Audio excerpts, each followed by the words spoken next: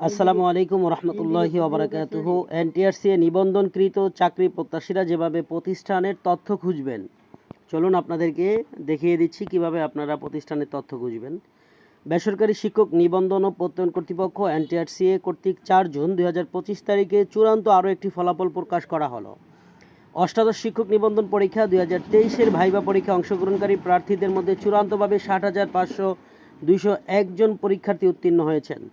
18তম শিক্ষক নিবন্ধনের নিয়োগ বিজ্ঞপ্তি প্রকাশিত হয়েছিল 1 সেপ্টেম্বর 2023 তারিখে।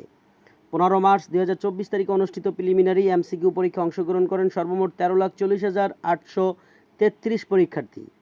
প্রিলিমিনারি পরীক্ষা উত্তীর্ণ হয়ে লিখিত পরীক্ষা অংশগ্রহণ করেন সর্বমোট 4,79,981 জন পরীক্ষার্থী। লিখিত পরীক্ষার ফলাফলের মাধ্যমে ভাইবা পরীক্ষার জন্য মনোনীত হন সর্বমোট 83,865 জন পরীক্ষার্থী। অবশেষে ভাইবা পরীক্ষা অংশগ্রহণকারী প্রার্থীদের মধ্যে চূড়ান্তভাবে 60,521 জন পরীক্ষার্থী উত্তীর্ণ হয়েছেন। চূড়ান্ত ফলাফল 4 জুন 2025 তারিখ অপরাহ্নে প্রকাশ করা হয়। চূড়ান্তভাবে উত্তীর্ণ প্রার্থীরা এনটিআরসি কর্তৃক প্রকাশিত আসন্ন ষষ্ঠ গণবিজ্ঞপ্তিতে আবেদনের সুযোগ পাবেন। প্রার্থীরা এনটিআরসির ওয়েবসাইট থেকে আবেদন সম্পর্কিত সকল তথ্য পাবেন। প্রার্থীদের একটি আবেদনে 40টি প্রতিষ্ঠান চয়েস দেওয়ার সুযোগ দেওয়া হয়। বেসরকারি শিক্ষা প্রতিষ্ঠানের শিক্ষকদের বদলি প্রক্রিয়া এখন পর্যন্ত কার্যকর নয়। যে প্রতিষ্ঠানে নিয়োগ পাবেন তাকে সেই প্রতিষ্ঠানে চাকরি করতে হবে দীর্ঘদিন। তবে এনটিআরসি কর্তৃক নিয়োগপ্রাপ্ত শিক্ষকদের বদলি কার্যক্রম দ্রুতই শুরু হতে পারে। তাই বেসরকারি শিক্ষক হতে আবেদন করার আগে প্রার্থীদের কিছু বিষয় বিবেচনা রাখা উচিত।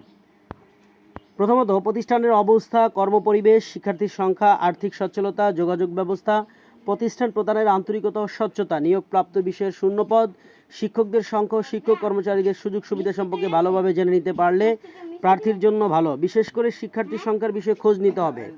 প্রতিষ্ঠানের শিক্ষার্থীর সংখ্যা যেভাবে দেখবেন, বাংলাদেশ শিক্ষা তথ্য পরিসংখ্যান ব্যুরো ব্যানবেজ বাংলাদেশ সরকার কর্তৃক গঠিত এবং পরিচালিত কেন্দ্রীয় দপ্তর যা দেশের সকল পর্যায়ের সংশ্লিষ্ট তথ্য সংরক্ষণ করে।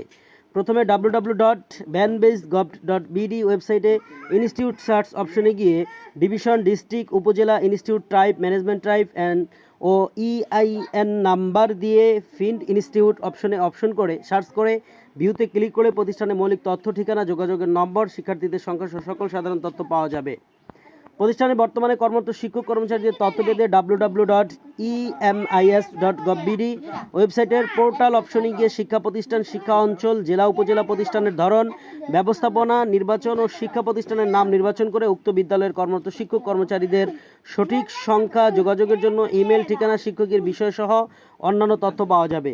বাংলাদেশের সকল শিক্ষা বোর্ডের অন্তর্ভুক্ত প্রতিষ্ঠানসমূহের সকল পাবলিক পরীক্ষার ফলাফল জানার জন্য ওয়েব বেসড রেজাল্ট অথবা https দিয়ে আপনারা লিখবেন ebuardersresult.com ওয়েবসাইটে গিয়ে name of examination, year of examination, name of board, type of result, EIN number of institution ও সিকিউরিটি কি দিয়ে ভিউ রেজাল্ট অপশনে ক্লিক করতে হবে। প্রিয় বন্ধুরা, প্রথমেই আমি আপনাদের কাছে ক্ষমা চেয়ে নিচ্ছি যে এখানে একটি তথ্য আপনাদেরকে দেওয়ার সময় আমি বলেছিলাম চূড়ান্তভাবে 60,501 জন বলেছিলাম, এখানে হবে 60,521 জন পরীক্ষার্থী উত্তীর্ণ হয়েছেন। ভিডিওটি অবশ্যই শেয়ার করবেন। ভালো থাকবেন, সুস্থ থাকবেন। আল্লাহ হাফেজ।